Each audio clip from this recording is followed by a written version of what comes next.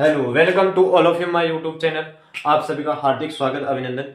आज की क्लास में हम मैथमेटिक्स से, जिसमें आपका टॉपिक रहेगा बहुलक, पॉलीमर्स। और टॉपिक से बढ़ने से पहले कुछ इंफॉर्मेशन आपको दे दी जाए तो बहुत बढ़िया रहेगा, बेटर रहेगा। आपको जिस प्रकार से आपकी हर प्रकार की समस्या का समाधान किया जा रहा है, तो आप भी मुझे अवगत कराए कि किस प्रकार की समस्या आ रही है और किस प्रकार से नहीं। अब मैं यहाँ आपको किसी भी प्रकार की सूचना अवेलेबल कराता हूँ या आप मुझे सामने शेयर करते हो तो आपको पता चले, मेरे को भी पता चले।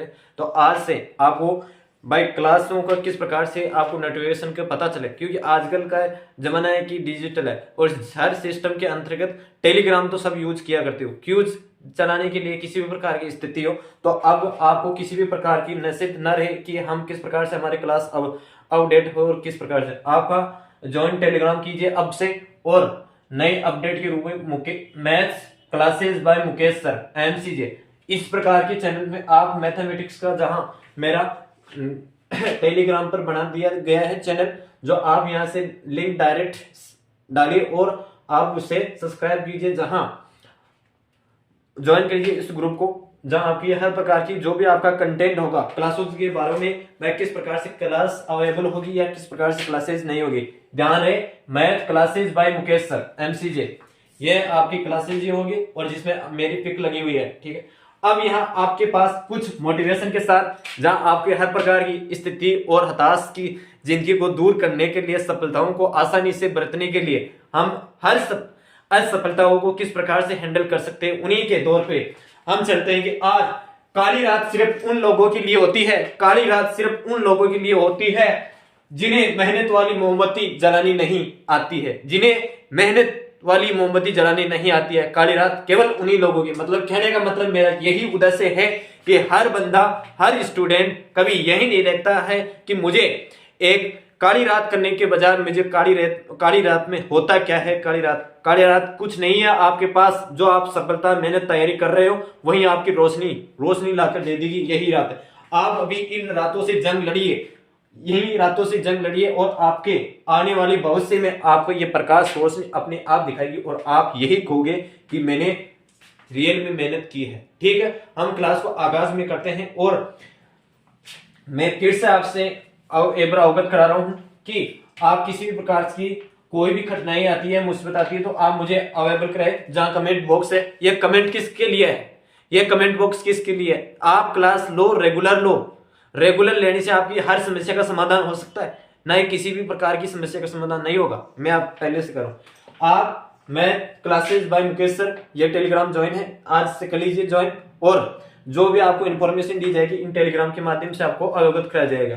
आज के हम टॉपिक में पढ़ रहे थे बहुलक, जिसमें आपको मैंने एक श्रेणी के रूप में समांतर माध्य क्या है, समांतर माध्य का यानी माध्यिका क्या है, इन दोनों के अंतर्गत जो आपकी सतत श्रेणी, खंडित श्रेणी, व्यक्तिगत श्रेणी, इनके अनेक प्रकार की इंफॉर्मेशन थी, इनको अलग से सेट किया है, जहां की इस हर परिस्थिति को सामना किया गया है। अब देखिए, हम क्लास के आज बहुलक के रूप में करते हैं।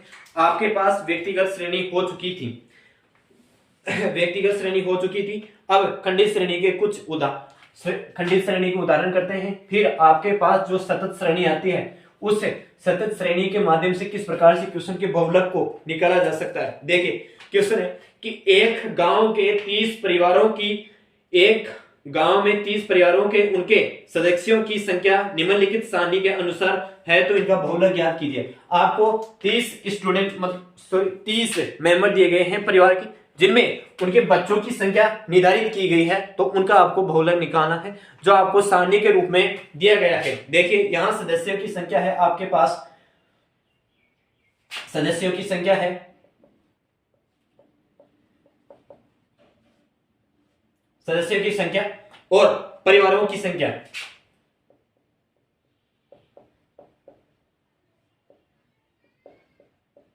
ठीक है,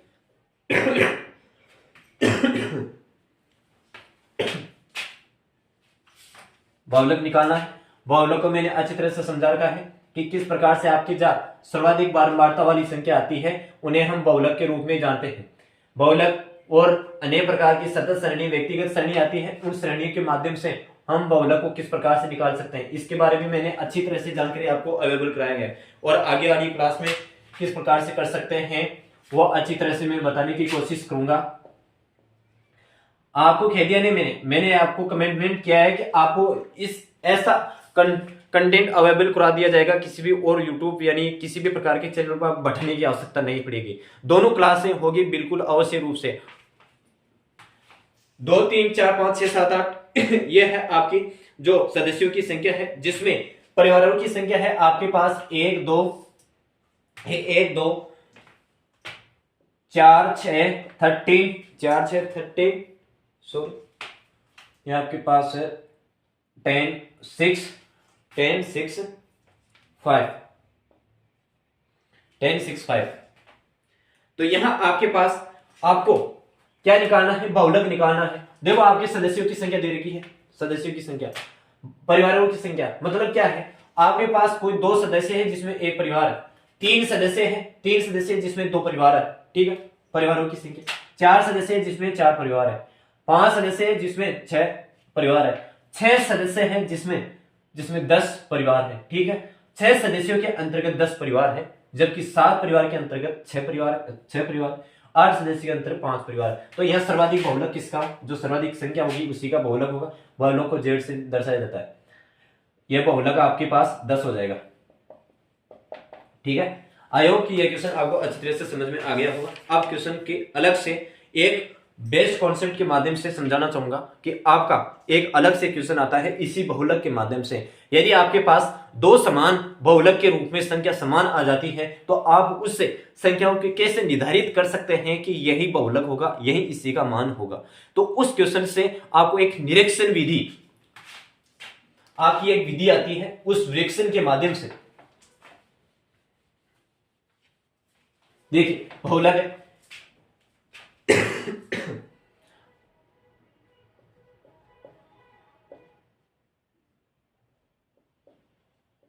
इस निरीक्षण विधि के द्वारा, इस निरीक्षण विधि से आपके पास बहुलक किस प्रकार से निकाला जाता है, बहुलक किस प्रकार से निकाला जाता है। यह निरीक्षण विधि क्या है, यह निरीक्षण विधि एक ऐसी स्थिति या ऐसी मेथड है जिसमें आपको अनेक प्रकार की डेटा दे दिया जाता है, उन डेटाओं में कुछ डेटा ऐसी होती है जो सेम संख्या के अंतर्गत सेम डेटा हो जाती है। उन सेम डेटाओं से निपटने के लिए आपको समक्ष यह रखना पड़ता है कि समान संख्या होने पर आपका जो नीचे वाली संख्या आ जाती है, इस नीचे वाली संख्या और ऊपर वाली संख्या में जो आपका कॉमन फैक्टर होता है, उन कॉमन फैक्टर में से आपको सब्ट्रैक्ट करना पड़ता है या ऐड करना पड़ता है। ऐड या सब्ट्रैक्ट करने के बराबर आपको इक्वल क्वेश्चन के अंतर्गत संख्या रखनी पड़ती है, जिससे आपके क्वेश्चन को सोल्व करना आसान हो जाता है। अब देखिए हम इस निरीक्षण विधि के माध्यम से हम क्वेश्चन को किस प्रकार से सोल्व कर सकते हैं। आप देखने का मेथड को कीजिए, आपको प्रैक्टिस करने की बहुत आवश्यकता है। देखिए आपके पास कोई संख्या है 100 200 300 400 500 600 700, आपके पास फलक है 3 2 4 8 3 8 2, यह आपके पास बहुलक है। ज्यादा गाढ़ा फिक्की नहीं करने की, आपको भी समझ में आने से। यह आपका बहुलक है। अब मुझे यह बताइए आपके आपके पास सर्वाधिक बहुलक कौन सा है? सर्वाधिक बहुलक आपके पास कितना है? 400 है। बहुलक आपके पास 400 है। तो मुझे यह बताइए बहुलक आपके पास 400 है, यहां आप बहुलक 400 करेंगे, सर्वाधिक संख्या होनी चाहिए। अब यहां पर भी आपके पास देखो 800 कॉमन, दोनों संख्या सर्वाधिक आ रही है। अब इन सर्वाधिक संख्या आने पर भाई ये सर्वाधिक संख्या आ गई। अब सर्वाधिक संख्या भी आ गई और संख्या भी क्या आ गई? समान संख्या आ गई।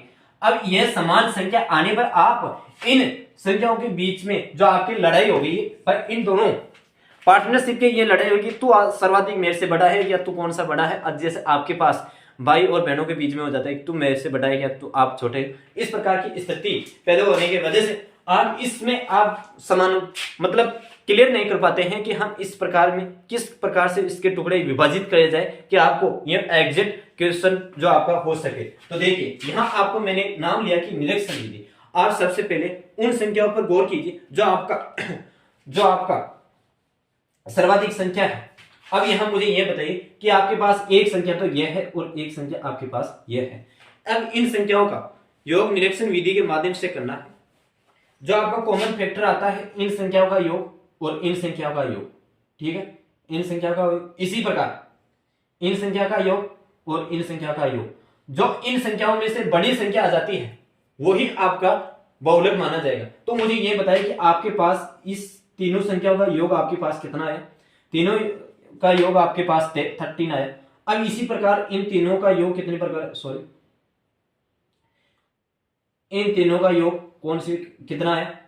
4 और 7, 4 और 3 7, 7 8 5 15। तो ये सर्वाधिक संख्या कौन सी? अब यहां कहने की बात यह है कि आपके पास ये बीचों वाली संख्या, ये जो 3 वाली संख्या आती है, ये कॉमन फैक्टर की वाली संख्या कहलाती है। कौन सी संख्या कहलाती है? कॉमन फैक्टर वाली संख्या कहलाती है। इस कॉमन फैक्टर वाली संख्या के अंतर्गत ये दोनों संख्या के अंतर्गत गिनी जाएगी, दोनों डेटाबेस के अंतर्गत गिनी जाएगी। एक बार इसको हटाकर मैं फिर से समझाऊंगा जिससे आपकी ये निरीक्षण विधि अच्छी तरह से क्लियर हो जाए, क्योंकि यहाँ ज्यादा काटा पीटी करने से आपकी भी समझ में नहीं आ सकती। अब देखिए यहाँ क्या डेटा था? 3 2 4 8 3 8 और 2। यहां आपकी सर्वाधिक कौन सी संख्या आ रही थी? यह सर्वाधिक संख्या ये आ रही थी। अब यहां कॉमन फैक्टर वाली यही संख्या आ रही थी। इस संख्या का देखो आपके पास योग कितना हो रहा है? इस संख्या का योग आपके पास 15 आ रहा है। इसी प्रकार इस संख्या का योग आपके पास तीनों संख्या की, भाई दोनों यहां जुड़ रही है तो दोनों यहां संख्या जुड़ रही है तो आपके पास कितना है? 13 है। अब इनमें सर्वाधिक बड़ी संख्या कौन सी है? योग जहां जिनके जितने अधिक वोट मतदान होंगे वही आपका आंसर होगा, मतलब कहने का मतलब वही आपका विजय घोषित किया जाएगा। तो यह सर्वाधिक मत ये इसे प्रदान कर दिया गया है। सर्वाधिक मतों से यह पारी विजय हो गया तो इसे हम बहुलक के रूप में आंसर दे दिया माना जाता है। यही बहुलक हो गए तो इसका सर्वाधिक बहुलक संख्या आने पर इसका बहुलक क्या होगा? इसका बहुलक 400,000, मतलब आपके पास 400 आ जाएंगे। यहाँ इसका बहुलक 400 हो जाएगा। यह आपकी ही निरीक्षण विधि। अब यहाँ आपके पास सतत श्रेणी के माध्यम से आप बहुलक किस प्रकार से निकाल सकते हैं? सतत श्रेणी के माध्यम से बहुलक किस प्रकार से निकाल सकते हैं? मैंने समांतर माध्यम और माध्यिका के अंतर्गत भी सतत माध्यम और सतत श्रेणी, खंडित श्रेणी, व्यक्तिगत श्रेणी, तीनों श्रेणी के माध्यम से आपको अनेक प्रकार के क्वेश्चन कराए हैं। इसी माध्यम से इसी श्रेणी को आगे बढ़ते हुए आज हम श्रेणी सतत श्रेणी में बहुलक किस प्रकार से निकालते हैं यह हमारा आज टॉपिक रहेगा। इसके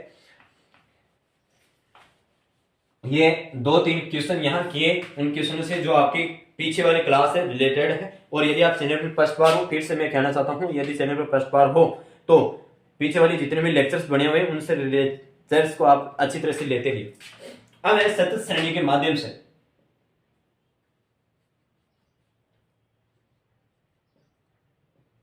सतत श्रेणी के माध्यम से सतत श्रेणी के माध्यम से बहुलक, सतत श्रेणी के माध्यम से बहुलक, सतत श्रेणी के माध्यम से बहुलक। बस अब यहां सतत श्रेणी हो गया। अब इस सतत श्रेणी के अंतर्गत आपको भी पता है कि वर्ग अंतराल भी आएगा। वर्ग अंतराल आएगा तो बारंबारता आएगी, संचय संयफ जो भी है वो बिल्कुल आएगी। तो यहां इस सतत श्रेणी के माध्यम से आपके पास एक फॉर्मेट जनरेट होता है बहुलक, और इस फॉर्मेट को अच्छी तरह से याद रखें। इस फॉर्मूले को आप अच्छी तरह से याद रखिए। यही बहुलक, यही समीकरण आपको अच्छी तरह से काम योग्य चीज होगी। वो आपके पास होगा लोअर लिमिट जो आपकी वर्ग अंतराल आएगा उसकी जो भी आपकी कॉमन एक संख्या निर्धारित कर दी जाएगी उस संख्या का लोअर लिमिट, और प्लस आपका f1 माइनस f0 आएगा या f2 आएगा? f0 आएगा सॉरी। इसी के बाद आपके पास 2f1 f2 भाई 2f1 माइनस f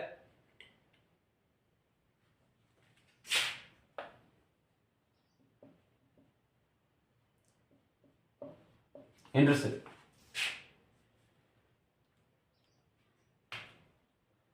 ठीक है भाई। ये वर्ग अंतराल हो गया।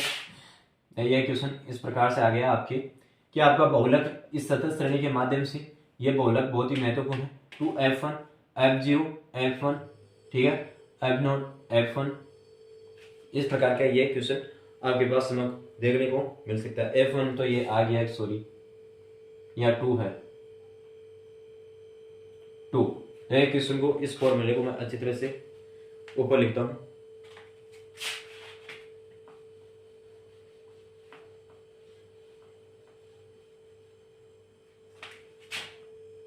L1 plus F1 F0 2F1 F0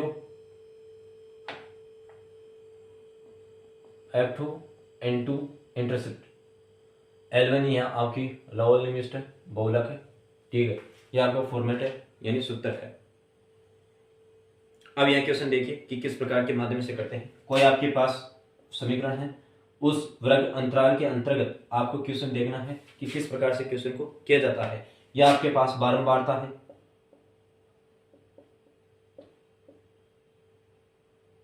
यह आपके पास बारंबारता है,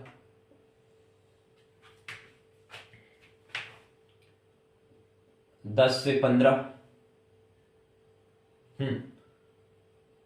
15 से 20, 20 से 25, 25 से 30, 30 से 35, 35 से 40, 40 से 45, यह आपका वर्ग अंतराल है। बारंबारता 3, 7, 16, 12, 9, 5, 3, यह आपकी हो गई, यह आपका वर्ग अंतराल हो गया, यह आपकी बारंबारता आ गई, ठीक है। इस प्रकार के क्वेश्चन के माध्यम से आपको देखने को मिल सकता है। या अब मुझे यह बताइए कि आपके पास सर्वाधिक संख्या कौन सी है, बारंबारता सर्वाधिक कौन सी है, वही आपका एक निश्चित संख्या अंतराल कर दी जाएगी। मैं आपके पास, अब देखो सर्वाधिक संख्या आपके पास 16 वाली संख्या आ गई है, यहाँ 16 वाली संख्या आ गई है। इस संख्या के माध्यम से आपके पास यह क्वेश्चन को निकालना होगा कि बारंबारता कौन सी है।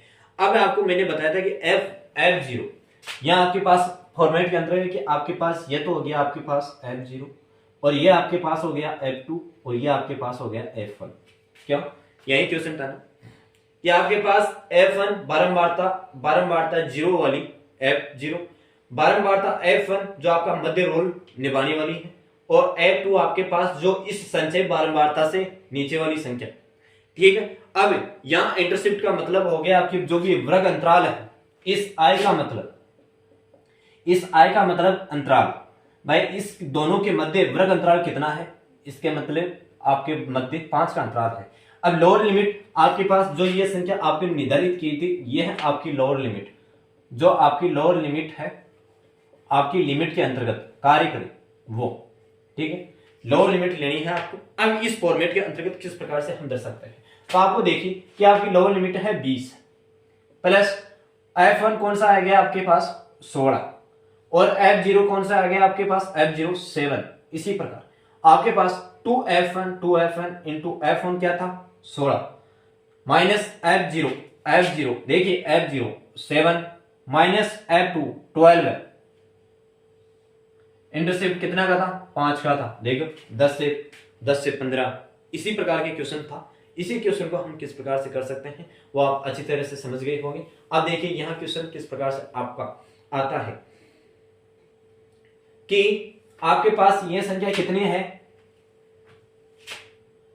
32, 19, 3,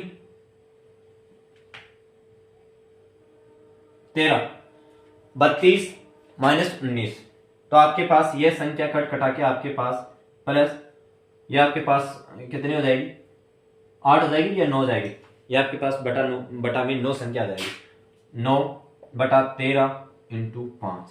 यह आपके पास फॉर्मेट आगे इस प्रकार से चेंज या बदलता हुआ फॉर्मेट इस प्रकार से आ जाता है। तो अब देखिए यहां मुझे किस प्रकार से इस क्वेश्चन को करना है और किस प्रकार से क्वेश्चन को नहीं करना है। यहां देखिए आपके पास गुणा हो जाता है, तो 20 प्लस 45 13 तो 13 के अंतर्गत आप भाग दीजिए 13 39 के अंतर्गत 6 आ जाता है, 13 का 65, 13 का 78 और थे 1342 4 है, तो आपके पास 20 प्लस 3.4 है यानी 23.46, यह आपका बहुलक हो गया है। आई होप यह क्वेश्चन आपके पास समझ में आ गया है। यह क्वेश्चन किस प्रकार से समझ में आएगा, यह फॉर्मूला आपके ये सूत्र है, इस सूत्र की किस प्रकार से वैल्यू को किस प्रकार से हम इनपुट कर सकते हैं, इसी के माध्यम से ये पूरा बहुलक छुपा हुआ है। आपके पास ये श्रेणी दे दी जाती है तो इसी के माध्यम से होगा। अब देखिए सतत श्रेणी के माध्यम से आपका वर्ग अंतराल दे दिया गया है, वर्ग अंतराल के अंतर्गत आपके पास बारंबारता दे दी गई है। इस बारंबारता के अंतर्गत आपको जो सर्वाधिक संख्या फ्रिक्शन वाली संख्या बारंबारता दी जाती है उसी को हम डिनोट कर देते हैं। उस डिनोट को करने वाली संख्या को हम F1 और इससे ऊपर वाली संख्या को F0 और उससे नीचे वाली संख्या को F2। ठीक है, अब यहाँ आपके पास आई जो इंटरसेप्ट अंतराल होता है और लेवल लिमिट, इस क्वेश्चन के फॉर्मेट के अंतर्गत हमने इनपुट को डाला और जो आप अब यहाँ देखो, यहाँ ये फॉर्मेट का काम खत्म। अब यहाँ आपकी बारी है कि इस कैलकुलेशन को किस प्रकार से सोल्व कर सकते हो। अब यहाँ कैलकुलेशन आपको कठिन हो या सरल हो वो आपका काम है, मैनेज आपको करना है। ठीक है, और कोशिश यह रहती है कि आप हमेशा यहाँ इनपुट को वैल्यू आती है उसको सरल करते जाए, जहां आपको ज्यादा कैलकुलेशन करनी ना पड़े। ठीक है, ये तभी हो सकती है जब आप प्रैक्टिस करो, तभी हो सकती है, ऐसे थोड़ी हो सकती है। आप प्रैक्टिस ही नहीं करें तो काम कैसे चलेगा। आप देखिए कोई आपके पास क्वेश्चन फिर से आ जाता है, इसी के माध्यम से मैं आपको इस फॉर्मेट के माध्यम से 3-4 क्वेश्चन करा दूंगा जिससे आपके किसी भी प्रकार का डाउट ना रहे। अब देखिए कोई आपके पास सारणी दे रही है, उस सारणी के माध्यम से कि ऊंचाई, यह आपका वर्ग नहीं दे रखा है, अब वर्ग है लेकिन ऊंचाई के रूप में दे दिया गया है, ऊंचाई हाइट के रूप में दे दिया गया है, और छात्रों की संख्या, यह बारंबारता जो छात्रों की संख्या है चाहे बारंबारता है। भाई आपके पास ऊंचाई है 52 सेंटीमीटर से 55 सेंटीमीटर वाले छात्रों की संख्या, 52 से 50, 55 से 58, 58 से 61, 61 से 64, यह आपके पास दे दी गई। अब यहां बारंबारता आपको पास 10, 20, 25 और 10। ठीक है, ये दे रखा। तो देखिए आपके पास क्या सर्वाधिक संख्या है, आपके पास यही सर्वाधिक संख्या है, इसी को डिनोट कर देते हैं, इसी संख्या को डिनोट करते हैं। तो देखिए आपके पास L1 क्या है, लिमिट 1 यानी लोअर लिमिट कितनी है 58, प्लस F1 क्या है, ये F1 20, F0 क्या है, F0 आपके पास F0 ये रही 10। ठीक है, यही है ना। अरे भाई F1 ये है, F0 ये है, क्यों परेशान कर रहा है, F2 ये है। 25, 20 आपके पास फॉर्मेट के अंतर्गत 25, 20, 10 इंटरसेप्ट 3 का यही है 20 बटा के अंतर्गत आ जाती है आपकी संख्या 20।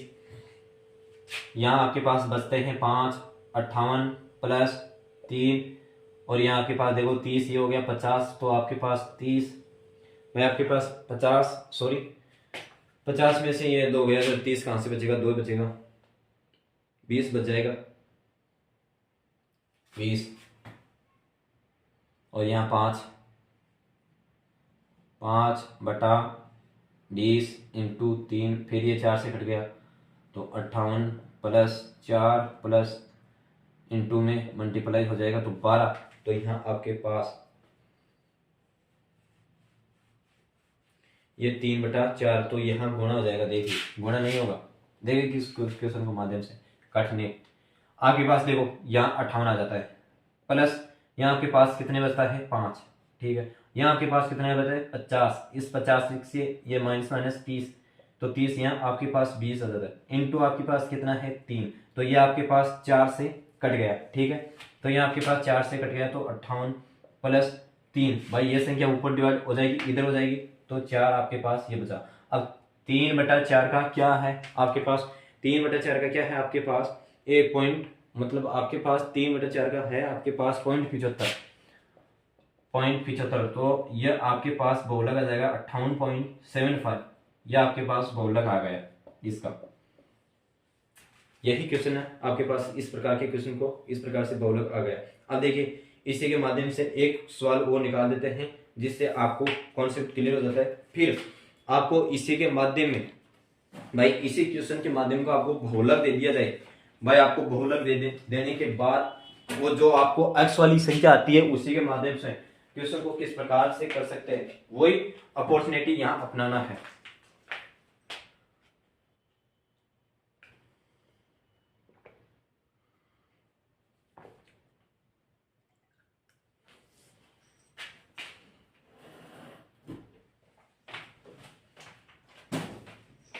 सॉरी, एक मिनट।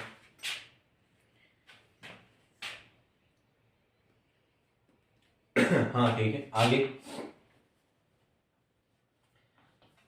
आपको किसी भी प्रकार की समय की मतलब कमी नहीं होने दूंगा भाई। यहाँ गलत चीज पढ़ाई जा रही है, बेस्ट से बेस्ट देने की कोशिश करूंगा। और ये न सोचे नया स्टूडेंट है, नया बंदा है, पढ़ाने वाला नया है तो हमारे समझ में सिलेबस नहीं आता है। जो पहले बार आपको समझ में आ गया ना, उसकी आप किसी भी प्रकार से होड़ या मतलब सामने किसी भी प्रकार से होड़ नहीं कर सकते। आप यदि कोई चीज पहले बार समझ में आ जाती है और फिर से आप समझने की कोशिश करोगे, समझ तो जाओगे, लेकिन वहां आपके पास इतनी पैदावार मतलब मुश्किलें पैदावार हो जाती है जिससे आपका जो कॉन्सेंट्रेट और नई नई चीजों के चक्रों में पढ़ने के माध्यम से भाई ये कौन सा क्या कॉन्सेप्ट पढ़ा रहा है, कौन सा क्या कॉन्सेप्ट पढ़ा रहा है, अनेक प्रकार की ट्रिक आपको पा ली जाती है।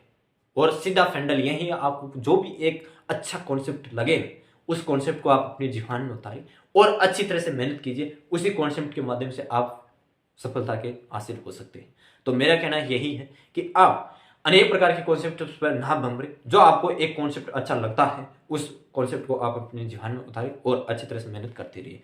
देखिए अब क्वेश्चन हम करते हैं कि आपके पास कोई संख्या है, क्लास वर्ग अंतराल है, कोई वर्ग अंतराल है और वही आपके पास बारंबारता है।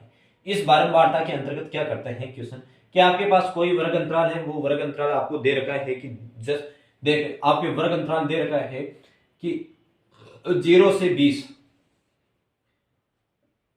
20 से 40, 40 से 60 और 60 से 80 और 80 से 100। यह आपको कोई वर्ग अंतराल दे रखा है जिसमें आपके पास बारंबारता यानी एफ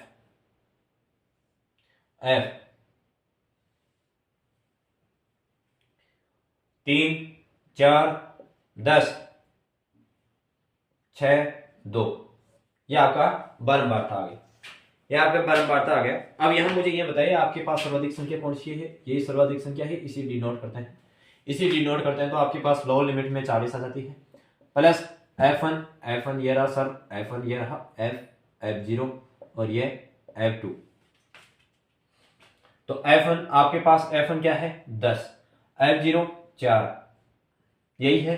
तो 2 into F1 10 minus F0 4 minus F2 6। अंतराल कितने का है 20 का है। अंतराल कितने का है 20 का है। आप क्या देखो, अब की बार देखो क्वेश्चन बहुत लाजवाब। 40 प्लस 6 20 में से आपके पास 14 गए, 20 के अंतर्गत से आपके पास 10 गए, 20 में से 10 गए तो आपके पास 10 बचे ना, और इंटू या आपके पास 20, यही बचने वाली संख्या थी। और इसी संख्या को हमने बचाया कि किस प्रकार से संख्या को कर सकते हैं, किस प्रकार की संख्या से। सही है ना काम, मल्टीप्लाई करो 40 प्लस 6 दूनी 12 तो आपके पास 52, या आपका पास बहुलक आ गया कि 52। इतना इजी क्वेश्चन है, इसी प्रकार के क्वेश्चन आते हैं। यह आपका क्वेश्चन एसएससी जीडी 2018 के अंतर्गत आया हुआ क्वेश्चन है। एसएससी जीडी 2018 के अंतर्गत आया हुआ क्वेश्चन है ये। आपको ये क्वेश्चन इस प्रकार से डेटा दे दिया गया है और आपको सीधा फाइनल बहुलक निकालना है।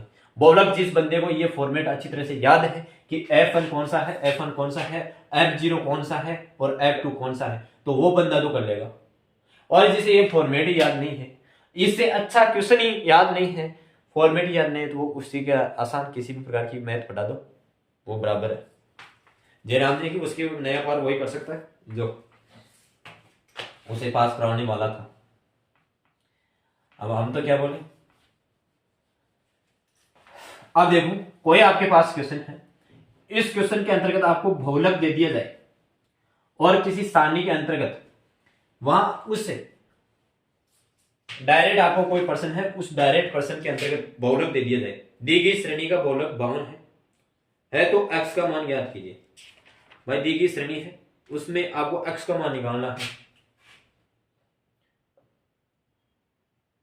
बहुलक कितना है आपके पास, ये 52 दे रखा है, तो आपको x का मान निकालना, वो दी गई सारणी। अब वो सारणी आपके पास करता हूं, वही वर्ग अंतराल है, वही फलक है, 0 से 20 है, 20 से 40 है, 40 से 60 है और 60 से 80 है और 80 से आपके पास 100 है। यह आपका फलक कितना है, इसमें 3, 4, 10, x और 2। यहां आपके पास x का मान निकालना है, ठीक है। बहुलक आपको बाउंड दे रखा है, तो इस क्वेश्चन को हम किस प्रकार से करते हैं, देखिए क्वेश्चन को करने की इच्छा करिए कि आपके पास सर्वाधिक संख्या कौन सी है, वही डिनोट करनी है। तो आपके पास z बहुलक निकालना है, जहां आपको क्वेश्चन दे रखा था लोअर लिमिट कितनी है 40 प्लस f1 कितना दे रखा है,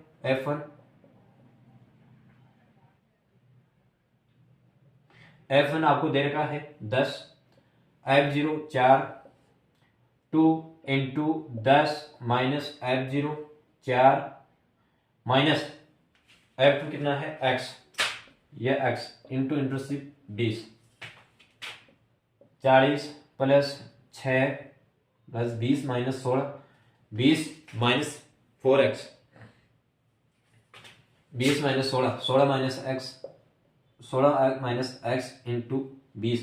यहाँ आपको बहुलक दे रखा था, यहाँ आपको बहुलक दे रखा था, ये क्वेश्चन आपको दे रखा था, तो 52 आपके पास बहुलक है, 52 आपके पास बहुलक है। तो इस प्रकार के क्वेश्चन को हम किस प्रकार से डेरिवेटिव कर सकते हैं, तो देखिए यहाँ आपके पास क्वेश्चन आता है कि इस संख्या को यहाँ गुणा करते हैं, तो आपके पास देखिए किस प्रकार से पर्सन आ जाता है 52, यहाँ गुणा जाता है 40।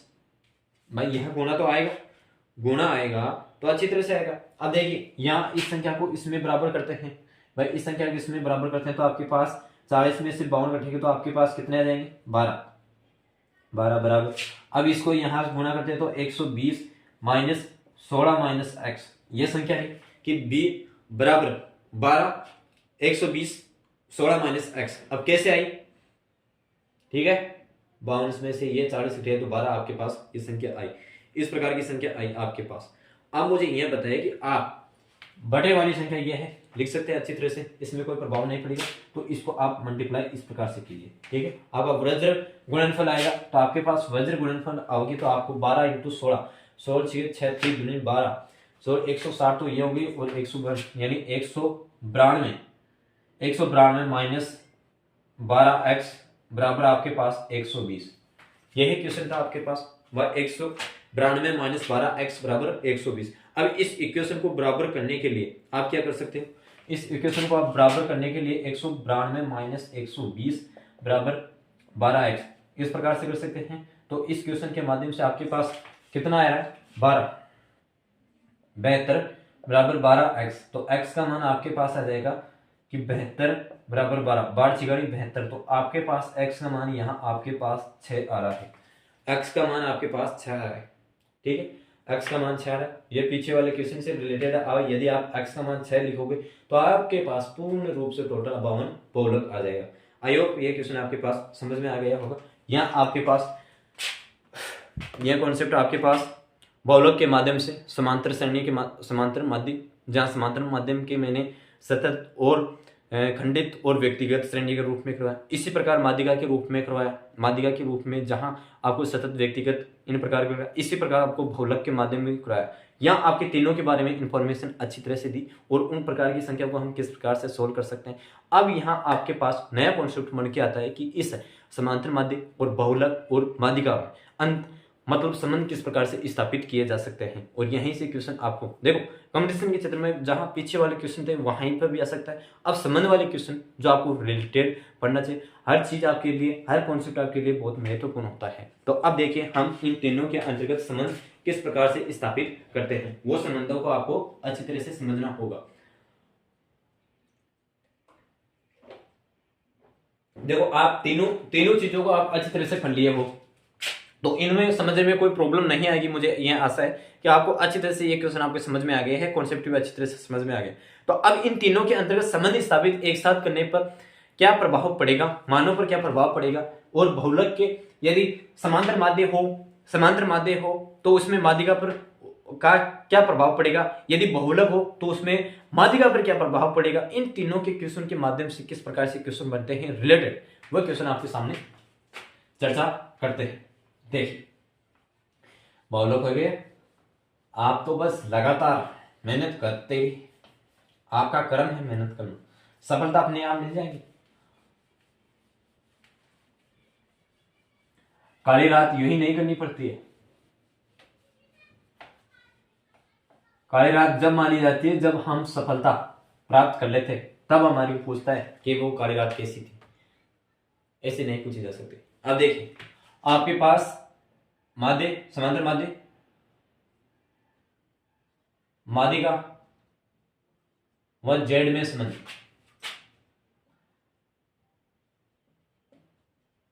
अब एक एक थोड़ी बताऊं, इसका अर्थ समझ में आ गया होगा। समांतर माध्य, माध्यिका, बहुलक, ठीक है, इनमें संबंध किस प्रकार से स्थापित कर सकते हैं। अब देखिए यहां आपके पास क्वेश्चन आता है, पहला कॉन्सेप्ट कि जब श्रेणी सममित हो, जब श्रेणी आपके पास क्या हो, सममित हो, तो आप किस प्रकार से क्वेश्चन निकाल सकते हैं कि माध्य, माध्यिका माइनस जेड, इस प्रकार से क्वेश्चन को आप निकाल सकते हैं। एक है कि मैं माध्यिका को लगाया तो इसके भी लगा दिया, समांतर माध्यिका लगा दिया तो इसके भी लगा दिया। जब श्रेणी सममित हो तो आपके पास इस प्रकार से क्वेश्चन को निकाला जाता है। तो अब यहां श्रेणी सममित का मतलब क्या है कि श्रेणी सममित का मतलब यह है कि समांतर श्रेणी में, समांतर श्रेणी का और इसका विस्तार करने पर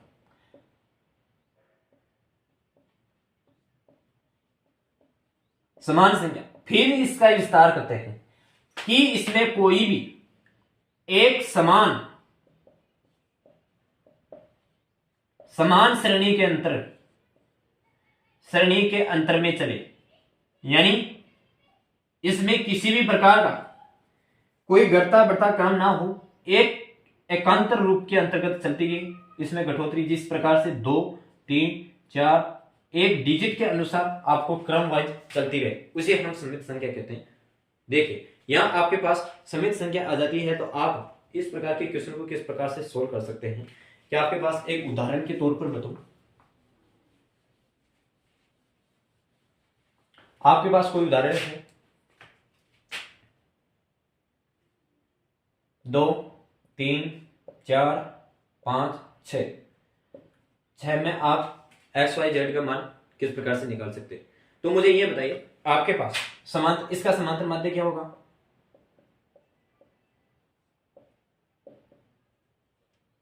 भाई इसका समांतर माध्य क्या होगा आपके पास, इसका समांतर माध्य क्या होगा। मैंने आपको बताया था कि X माध्य यानी यही था, यही फॉर्मेट था ना, भाई टोटल नंबर ऑफ संख्या यही था।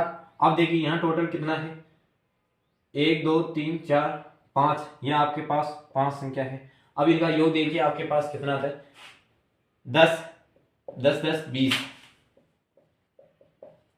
ये समांतर माध्य आ गया, ये समांतर माध्य आ गया। अब यहां माध्यिका क्या थी, मैंने अच्छी तरह से बढ़ाया, कि आपके पास माध्यिका क्या थी। माध्यिका ये थी कि आपके पास बाय n+1/2, तो आपके पास माध्यिका कितने हैं, ये आपके पास कितने हैं, नंबर ऑफ 5 और +1, 2 बराबर 6, 6 2 बराबर 3। यहाँ आपके पास समांतर संख्या में तो आपके पास माध्यिका कितने आ गई, माध्यिका आपके पास ये आ गई 4। ये तीसरा पद, तो तीसरा पद आपके पास आ गई 4। अब यहाँ आपको बहुलक देखना है भाई, बहुलक देखना है। बहुलक भी यही देखना है कि जो माध्यिका होगी भाई, जो यहाँ समिति का मतलब यह है कि x भी बराबर होगा, माध्यिका भी बराबर होगी और z भी बराबर होगी। अब यहाँ आपके पास ये मिल गया कि माध्य मिल गया, समांतर माध्यिका मिल गई, तो बहुलक कहाँ है यार, बहुलक कहाँ जाएंगे, ये संख्या दोनों बराबर है तो ये भी बराबर हो जाएगी, तो z बराबर भी 4 हो जाएगी। समित है क्वेश्चन समित, ठीक है। अब देखिए फिर इसे एक थ्योरी के रूप में क्वेश्चन दे दिया जाता है कि हम किस प्रकार से क्वेश्चन को निकाल सकते हैं। जब ये श्रेणी समित हो ना, समित का मतलब एक्स भी है बराबर, एम भी है बराबर और जेड भी है, ठीक है भाई, एक्स भी है बराबर, एम भी है बराबर, जेड भी है, ये समित श्रेणी के अंतर्गत आती है, समित श्रेणी के अंतर्गत। अब देखिए ये क्वेश्चन एक है कि समांतर माध्य 10 है, माध्यिका भी 10 है, तो बहुलक समान माध्य क्या होगा कि माध्यिका भी आपके पास, कि माध्य समांतर माध्य भी आपके पास 10 है, माध्यिका भी पास आपके पास 10 है, तो बहुलक क्या होगा, समित है, ये दोनों समित होते हैं, ये भी 10 होगा, ठीक है भाई, ये भी समित होगा। अब देखिए स्पेशल पॉइंट देखिए आपके पास, ये बहुत ही महत्वपूर्ण क्वेश्चन है जो आप अच्छी तरह से हर डेटा के रूप में आपको देखने को मिल सकता है। स्पेशल पॉइंट, बहुलक माध्यिका का 3 गुना होता है, कि बहुलक है ना, ये बहुलक माध्यिका का कितना गुना होता है, 3 गुना होता है, कि बहुलक है माध्यिका का 3 गुना होता है, वह समांतर माध्य का 2 गुना होता है, और कि समांतर माध्य का 2 गुना होता है, समांतर माध्य का 2 गुना के अंतर के बराबर होता है, 2 गुना के अंतर के बराबर होता है। क्वेश्चन समझ में आ गया होगा कि यह क्या कहना चाहता है, कि आपका माध्यिका है, आपका बहुलक है, वो बहुलक है ना समांतर माध्यिका की, समांतर माध्यिका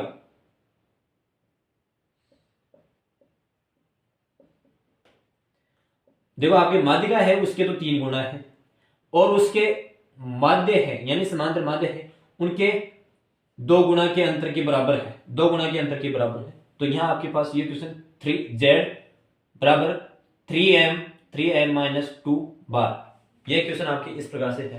तो देखिए अब इस प्रकार से क्वेश्चन से किस प्रकार से माध्यम आते हैं, ये क्वेश्चन को आप अच्छी तरह से समझने की प्रयास कीजिए।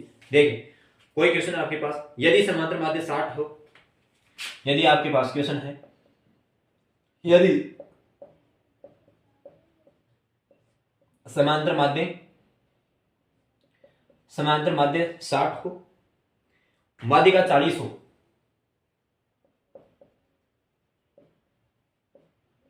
माध्यिका कितनी हो, 40 हो, तो बहुलक का मान बताइए। बहुलक का मान बताना है, अलग अलग संख्या दे रखी है, तो देखिए जेड का अंतर्गत मान के अंतर्गत रखते हैं। समांतर माध्य कितना था, 3, माध्यिका कितनी है 4, 40, ठीक है।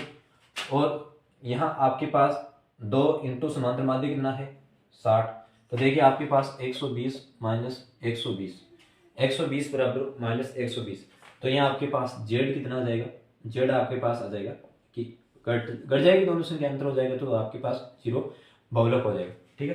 क्वेश्चन ये था कि यदि समांतर माध्य 60 है तो माध्यिका 40 हो तो बहुलक क्या होगा, इस फॉर्मेट के अंतर्गत जचाना है और क्वेश्चन को सोल्व करना है। यही छोटे छोटे कॉन्सेप्ट आते हैं और इसी के माध्यम से आपको निकालना पड़ता है।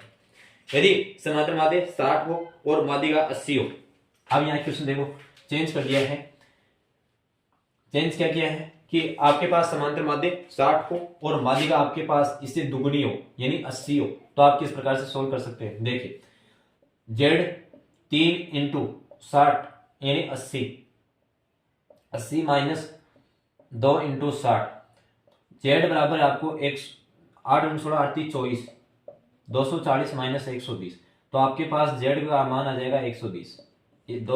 240 के अंतर्गत में 120 घटाओगे तो आपके पास 120, ये क्या आ जाएगा, बहुलक आ जाएगा। इस प्रकार के क्वेश्चन आए। अब देखो फिर से और क्वेश्चन और बताता हूं कि इन प्रकार के क्वेश्चनों से, इस फॉर्मेट के माध्यम से अनेक प्रकार के क्वेश्चन बनते हैं, और फॉर्मेटों को आप अच्छी तरह से समझने की कोशिश कीजिए।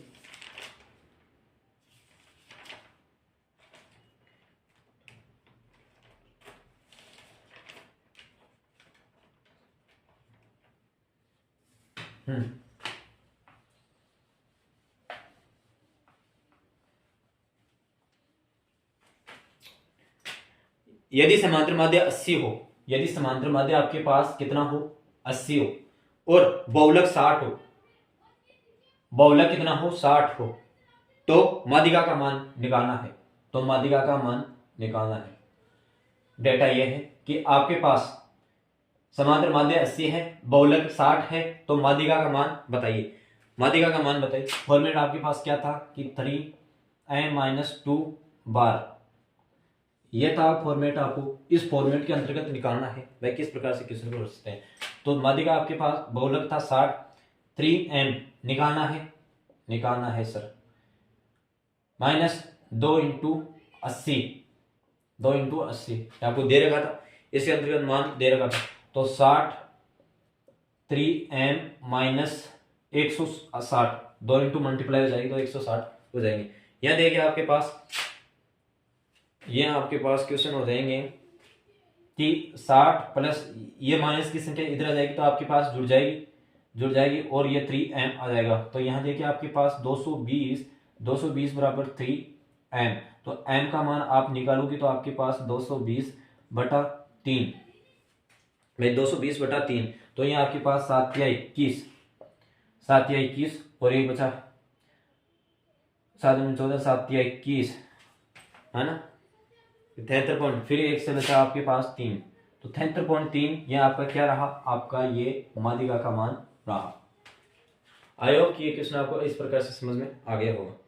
यदि समांतर माध्य और माध्यिका में 12 का अंतर है,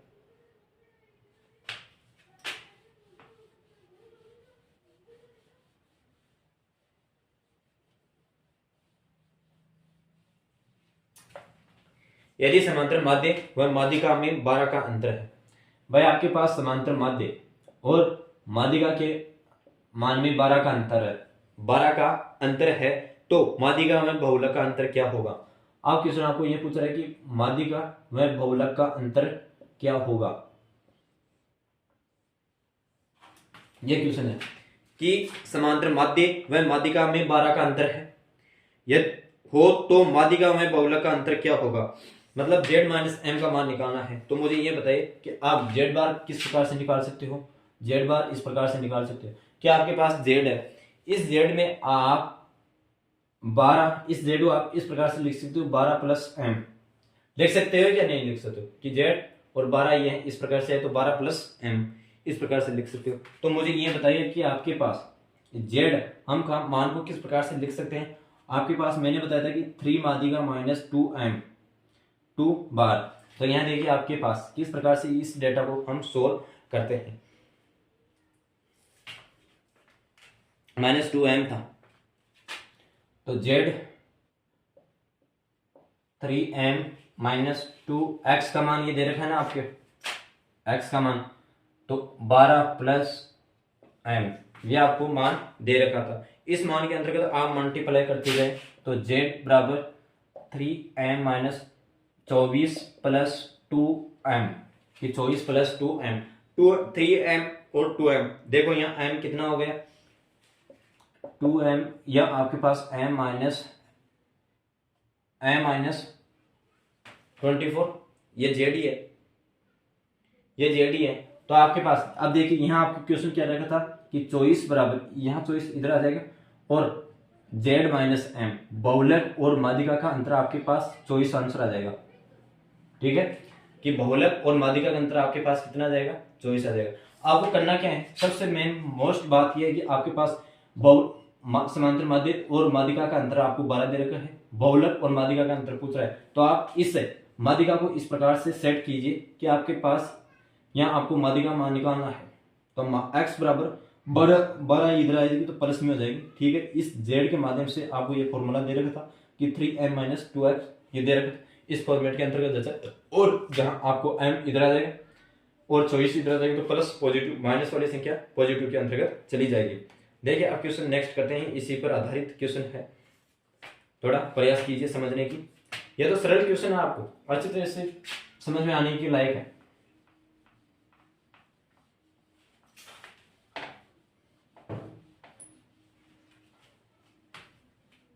देखें, माध्यिका तथा बहुलक का अंतर 30 है।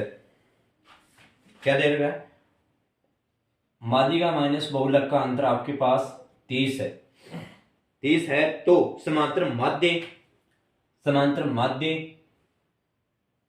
व बहुलक में अंतर ज्ञात कीजिए। माध्यिका व बहुलक का अंतर 30 है, समांतर माध्य व बहुलक में अंतर पूछ रहा है। तो देखिए इस क्वेश्चन को हम किस प्रकार से कर सकते हैं। तो आपके पास इसका मान हम क्या लिख सकते हैं? इसका मान हम क्या लिख सकते हैं कि हमारे पास m इस प्रकार से आए कि हम इस प्रकार से इसको लिख किस सकते हैं कि m बराबर, यहाँ आपके पास m है जिसे हम 30 प्लस z, ये माइनस वाली इधर जाएगी तो प्लस में हो जाएगी, तो m का मान ये आ जाता है। तो आपके पास m का मान तो ये आ गया।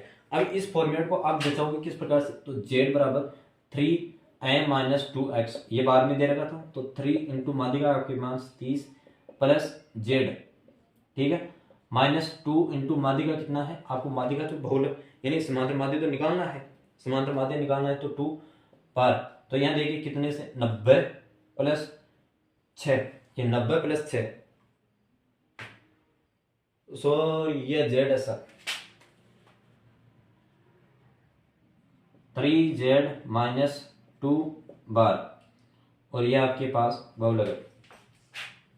तो अब देखिए 2x निकालना है और एक माध्यिका ये निकल गई, तो 2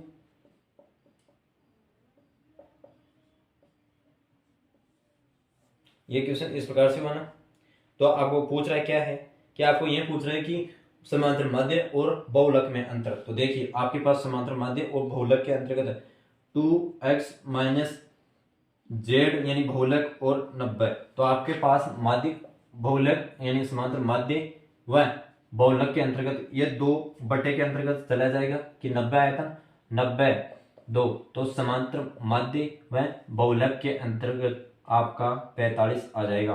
अंतर 45 का आ जाएगा। आई होप ये क्वेश्चन आपको अच्छी तरह से समझ में आ गया है। अब आपके पास क्वेश्चन इन्हीं में बहुलक हो गया, इन तीनों में संबंध हो गया। अब यहाँ नेक्स्ट कड़ी आती है कि आपके पास इन क्वेश्चनों में एक जटिल समीकरण आ जाए तो किस प्रकार से हम क्वेश्चनों को सोल्व कर सकते हैं। माध्य विचलन, अब यहाँ माध्य विचलन बहुत ही महत्वपूर्ण भूमिका निभाने वाला है।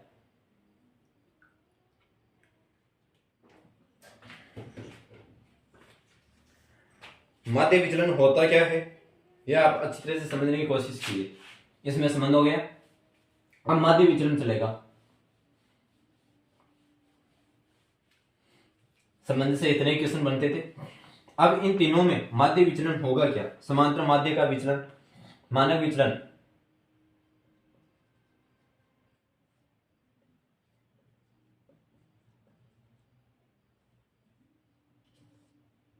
माध्य विचलन,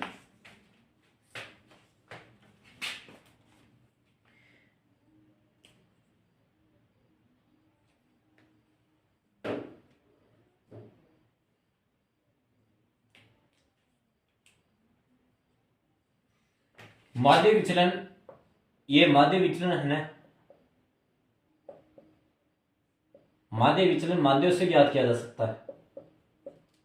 माध्य विचलन माध्यों से ज्ञात किया जाता है कि आपका माध्य विचलन है जो आपका माध्य था, समांतर माध्य था, उनसे ज्ञात किया गया है, ज्ञात किया गया। और हमेशा विचलनों का योग औसत होता है, जो ज्ञात किया हुआ मान होता है। माध्य विचलन माध्य से ज्ञात किए गए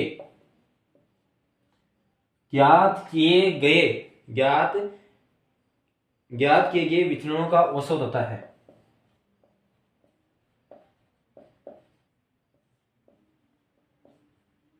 एवरेज।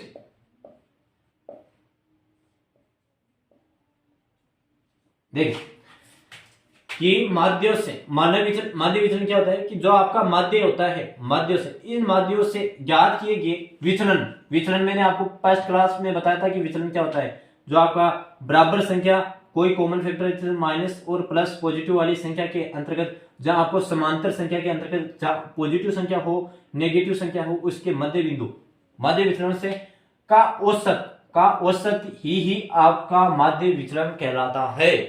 आपका ही वो माध्य विचलन कहलाता है। माध्य विचलन का मान समांतर माध्य से ज्ञात किया जा सकता है।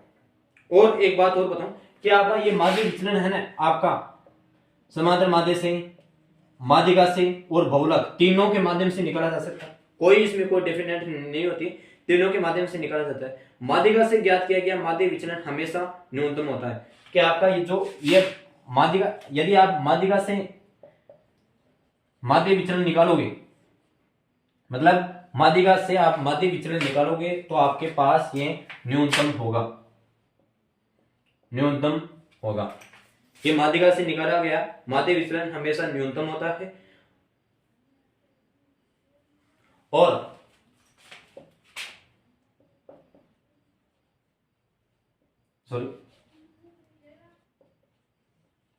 माध्य विचलन निकालते समय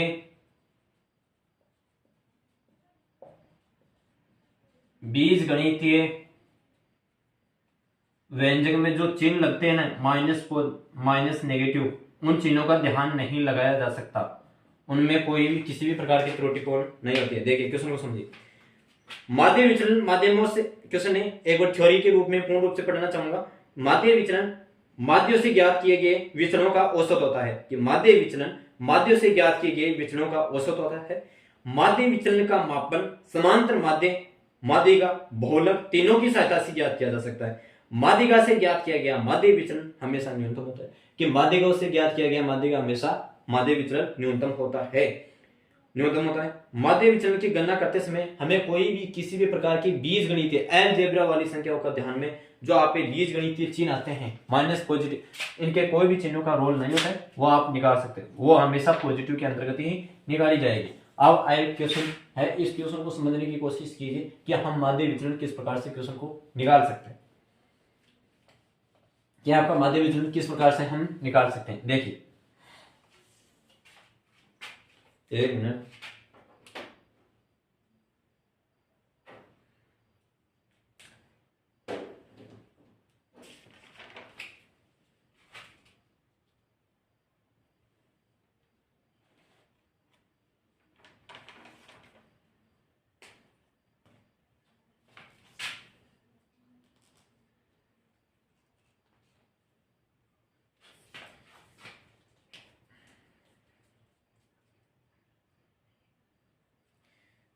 सर्दी में तो इंक सूखनी नहीं चाहिए।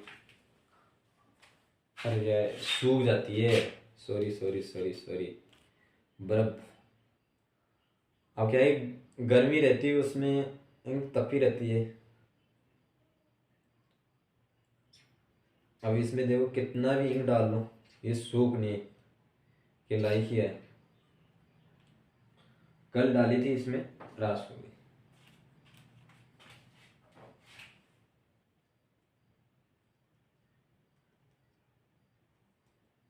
मजे लेते हैं ये भी, इसको भी अपडेट होना पड़ता है। अपडेट हो दो, नहीं हो गए तो हम कर देंगे, ऐसा कहता है।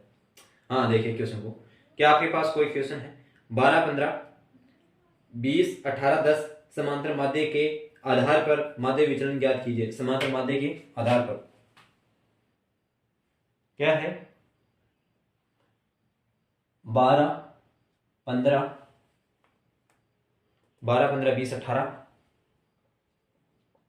20, 18, 10 12, 15, 20, 18, 10 समांतर माध्य के आधार पर क्वेश्चन है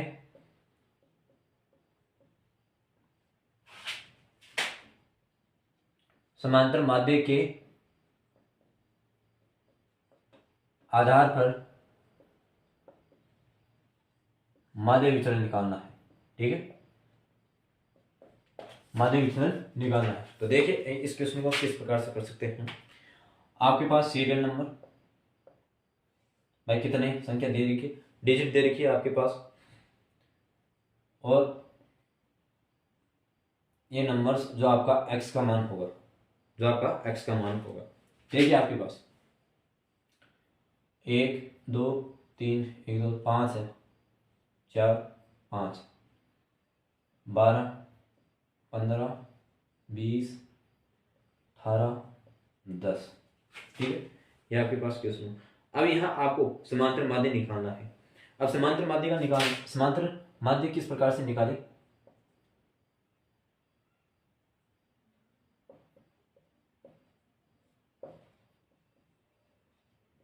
मैं बोलूँ पहले, सबसे पहले आपको समांतर माध्य निकालना, उस समांतर के माध्यम से आपको माध्य विचलन निकालना है कि हम उस माध्य विचलन किस प्रकार से निकाल सकते। तो आपका देखिए समांतर माध्य क्या होगा।